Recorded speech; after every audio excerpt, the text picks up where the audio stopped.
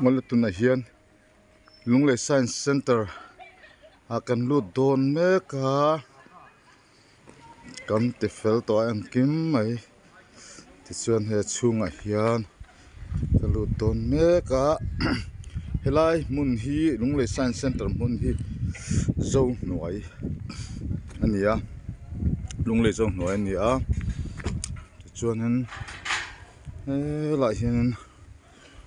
kan kal chhawa eitur an lo siama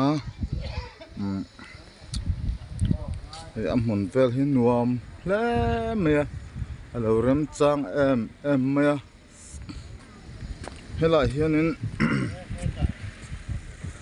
hei poma pe ka te pon chung koin an lo kal ani hi an fa te nen helai hianin kan mak pa hei mek tha chu chu ania na hmanga ya ania ta hianin an nu te I lo oma he lai hianin Tripura tlangwal mel tha ni kan cha chuak a hei kan mak pa ni to atuna chuan hei eitur te an lo siama hei ti hianin ta hianin hei hi ka fa te pahnih an nia lo hoi la lo bai bai pe lok rulem tha em chuanin hei hi ti hian thutna te hian siama helai hianin helai hianin mua pe ka te an lo kala chuanin so lai sonin so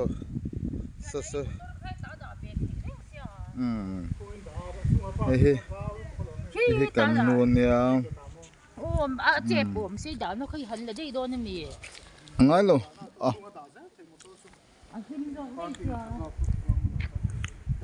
hết cột trol nuam tiếp oma để chuanin thì hiện kan entir kan lakwal ze langa helai building hi chalut tuk amoi tuk hi khai planetarium mania ta hianin achunga hian enge omang achunga hian enge om ta hian planet en na arsite planet van boruak zau thengreng kan en don ni ti chuan helai hi chung en kwal theimo ti chuan awan nuam em ti hian hei en kwal thea khai hei ti hianin khai alo van bon ve ka tiang hi a om ti ka hringai lo reng a hei ka kal ve voi khatna ni moi hle lo than hle mi he lam te po hi lei lem te solar system khai Milky Way galaxy te sang oma ti hian an lo ti kwal vek the hei universe ti ten hi van lo thave ko vai khat kal na ni ki chu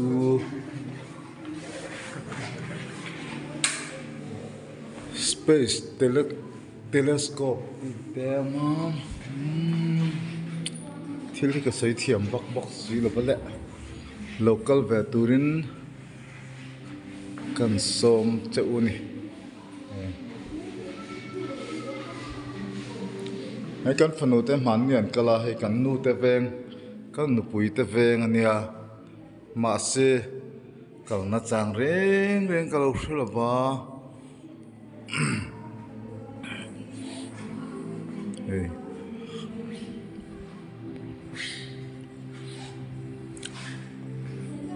solar system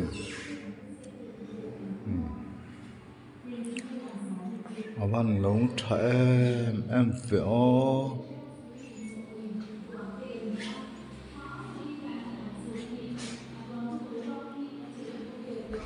chunga hian thì hiện cắt chuộc lệ đã cắt chuộc anga chuanin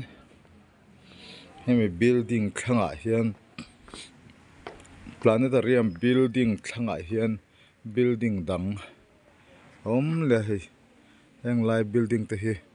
an lo ti moi riau maya hi chuan he tlo ve tu te po tam tak an lo oma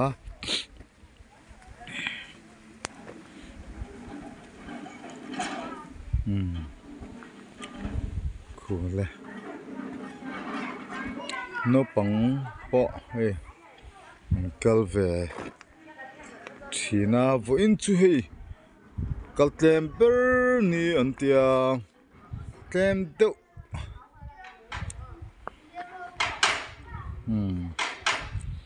kan kal tlem hi a tha ani tu tokin hi thla te po lak theia pi pu te po ma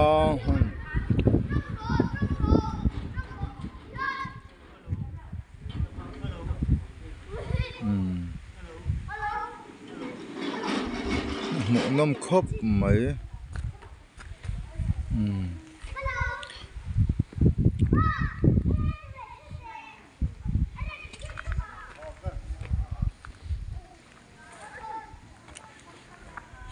ti hianin dar ni le achan ve a planetarium chunga hianin kan lut venga van thing reng kha a film en tur oma mi zo tongin an soi fia veka tuna khan an soi ri te po khria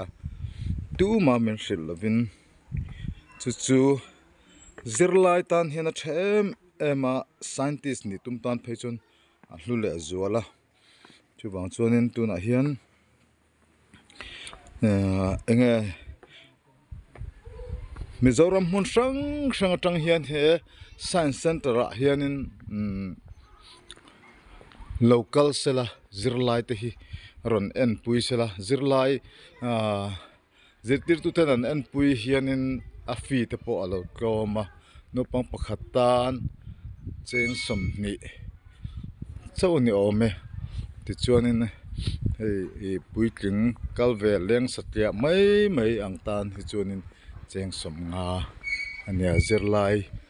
sikul minga kal thin te chuan atlom deuna an en thei thina chibang chuanin hei alung le science center hi rinai na lo turu tai maya lung le khopon sikul sang te po hian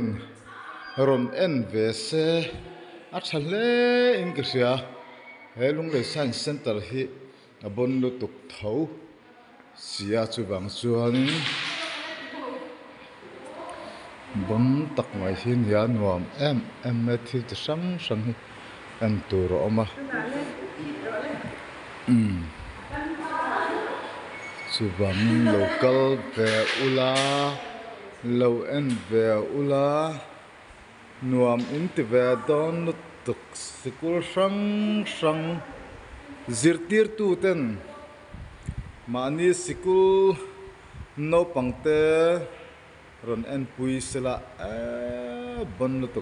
tuk hin ringot meni eng ngen hei ani phung po ka sei thiam ve lo ve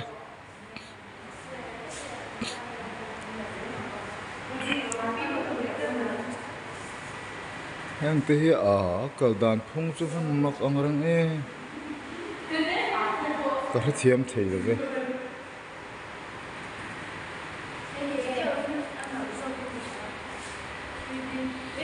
a sei fia tu tur hi seomila thatur nia ma hi kan tha thiam tak si lawa han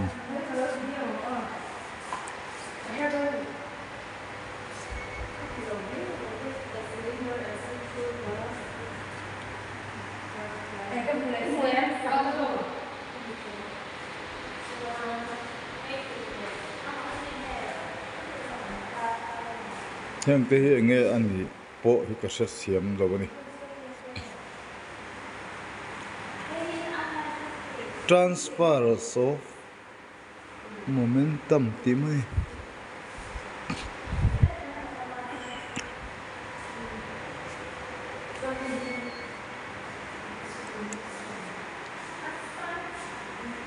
building chung drill cho cái lụt tọ lòng mấy ngó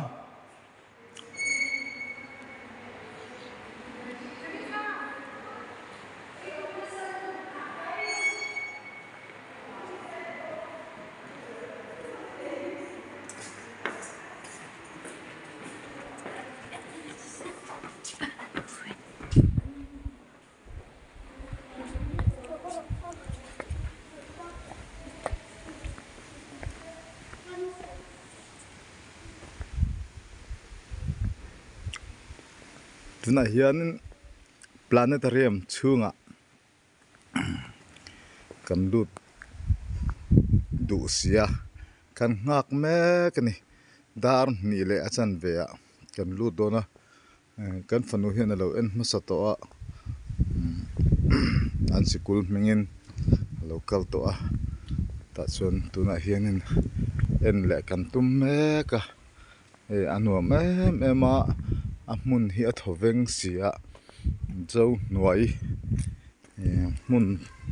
thol nuam tak me science center lungle science center alo om reng maya sikul sang te hian tlo sup chin hi harau pui em ve mai he ke chuan music video siam nan ka it pe mun hi nuam sian te firebox si em box ya nuam khop maya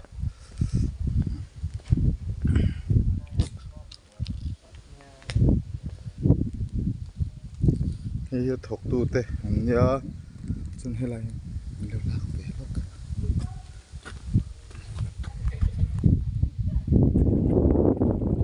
hian science center at lenga kam family kan kala nuam kan ti